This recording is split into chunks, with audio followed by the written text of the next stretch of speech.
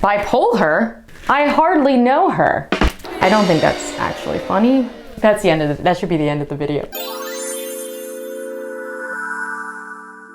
Greetings, Earthlings. Welcome back to my channel. I am a wee bit nervous for today's subject, but I'm also very excited because it's something near and dear to my heart. Before we get too far into it, I wanted to give a couple disclaimers, as one would for this kind of video. This video is not meant to diagnose anyone, obviously, so please recognize that. I'm sharing my own personal experience as a creative person with bipolar disorder. We're all different.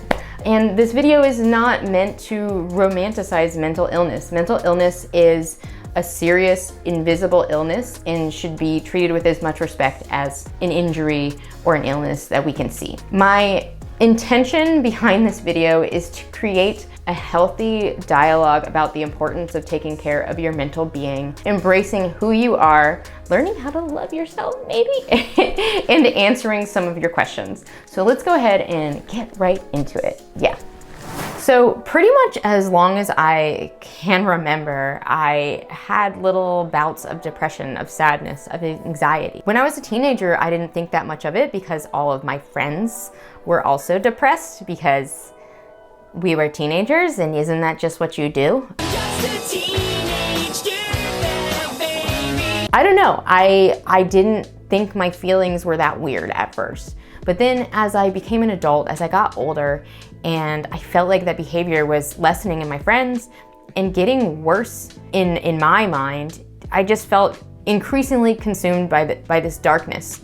And it wasn't there all the time, but when it was there, it was very heavy. When I was 21, I remember I hit a very rough patch. My dad recognized this and encouraged me to get help. So that was the first time I went to a therapist, and it was super beneficial, and it got me out of that rough patch. But then I was like, I'm all better now. Goodbye, therapist. I didn't see a therapist again until 6 years later. And I started going back with an art therapist. And it was a really lovely, relaxing experience. I think it was a good way to get back into that therapy environment. But I eventually felt like I was kind of spinning my wheels and not cultivating the tools I need to actually overcome these problems and recognize these negative things, and then also just celebrate the positive things and the growth I was experiencing.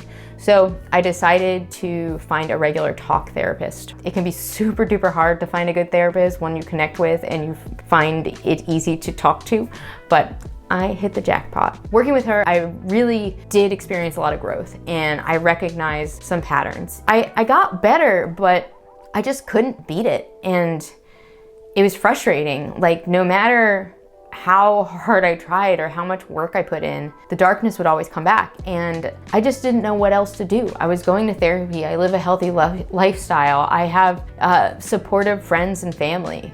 What else could I do? So finally, after years of dragging my feet, I took my therapist's advice and I went to a psychiatrist. And then things started to make sense. About 5 months ago, I was diagnosed as type 2 bipolar, and that's a lot to take in, but I feel great knowing I can move forward now. I really like how this kind of represents me. It's like the nice happy picture paired with like the turbulent kind of feeling of having snakes on your head, you know, bipolar feelings, I guess. I don't know, I love it. And it's not just Medusa, it's an alien. Alien life forms probably have snakes on their heads, so, you know, the whole greetings Earthlings thing still plays into this.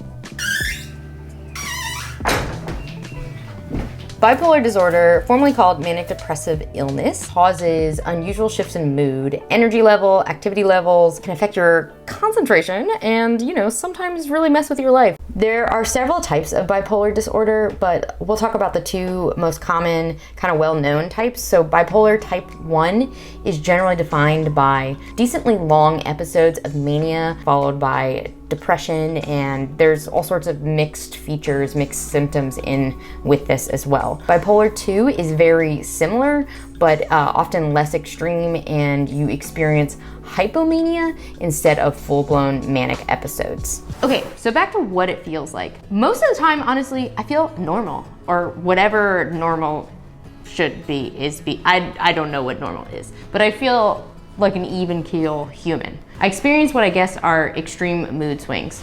Sometimes I'm very up, and that is hypomania. What that feels like is just the stars have aligned. I've got it all figured out.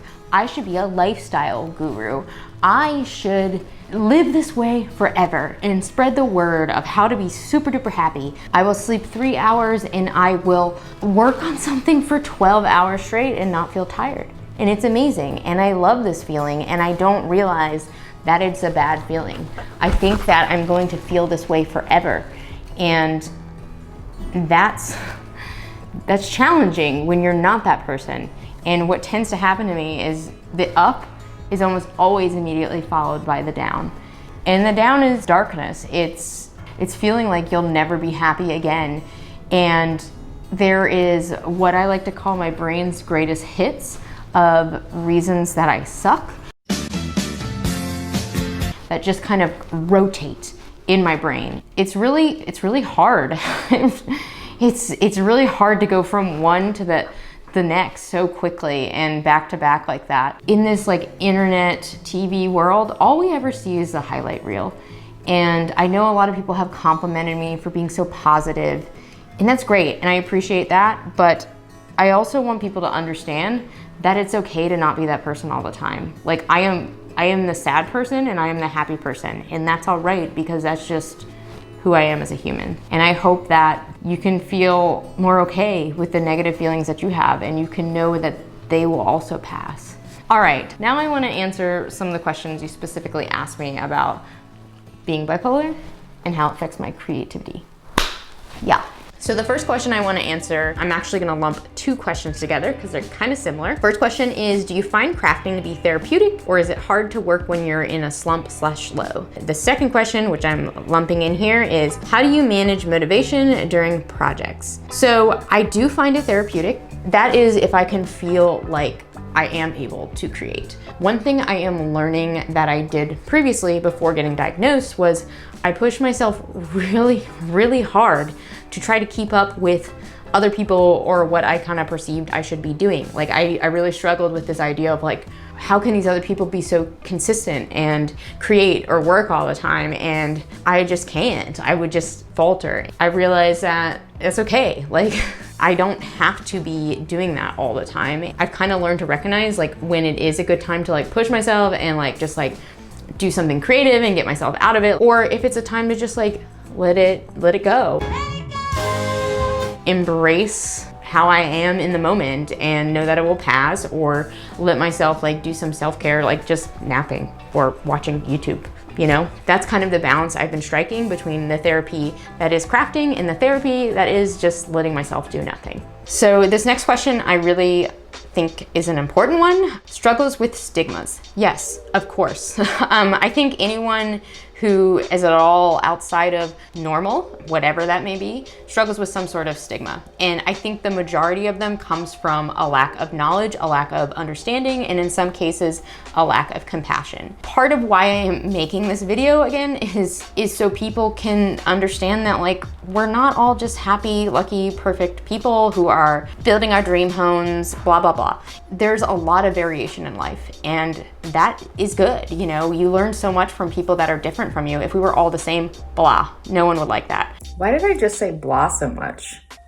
But stigmas are real, and I am personally kind of terrified to make this video and put it out in the world. I think that a video like this could potentially affect how people see me at my day job. I think that my family will probably be stressed that I'm sharing so much about my personal being, but I really want this video to exist because I know how important it is for people to understand there's other people like them out there, and that you don't have to be something you're not. I'm really tired of being something I'm not, and now that I understand what I am, who I am, I just want to be that person, and I want the world to know who that person is.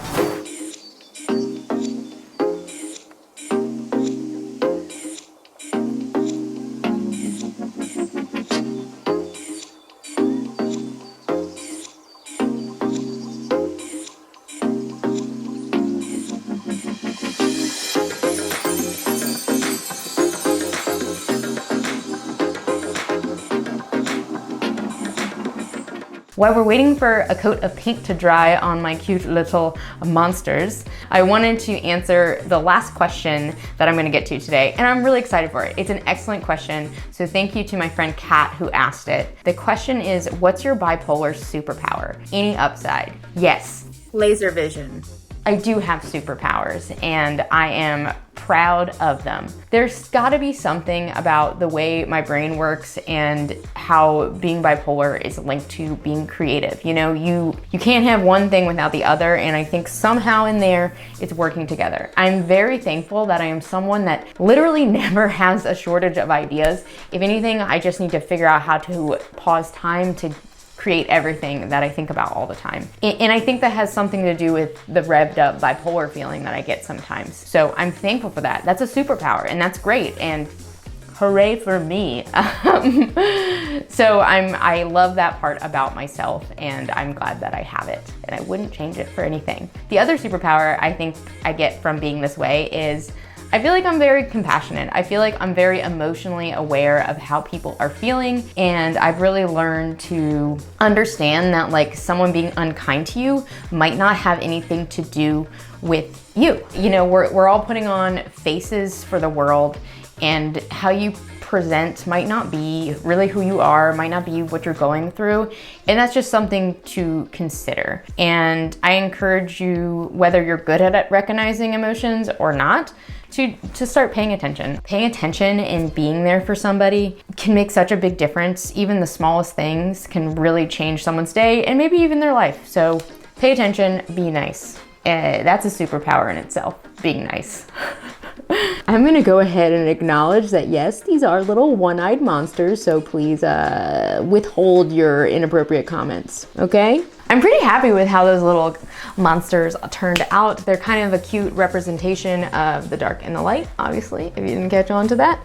Yeah, and it's also really fun sometimes to just make something with no expectations, just quick, just fun, just to feel like you finished something. So that's another win for this cute little project. I hope you enjoyed this video. Again, it was very hard for me to make, and I'm sure as I'm closing up here, there's things I should have said, there's things I said wrong, and it's really hard to get it all out. So I tried my best. I tried to tell my story, and in doing so, make other people feel like they're not alone. So if one person watching this out there feels like they're less alone and that they're facing similar things as other people, then that was the goal of this video. So I hope this helps somebody. Yeah, thank you so much for watching, and more than anything, thank you to my patrons and the community that they have helped create. I'm really proud of it, more than anything in YouTube probably. Seeing these people come together in our server and support each other mentally and artistically has been really wonderful and kind of gives you faith in the internet again. Thank you so much for watching. Be easy on yourself and try to pay attention to those around you. All right, bye-bye. The Human Torch was denied a bank loan. You see this little baby? This is a little baby. And he's helping me. He's helping me with my video even though he has grass on his face. Why, you got grass on your face? What a goof. Oh, here's the boy. You gonna chime in? You gonna tell them how you're neurologically divergent because you have epilepsy? Ain't got the time to bet you all day. I ain't got the time to bet you all night. No, I don't. No, I don't, but that's what you want. No, I don't, but that's what you want. And you'll get it because you're a spoiled dog.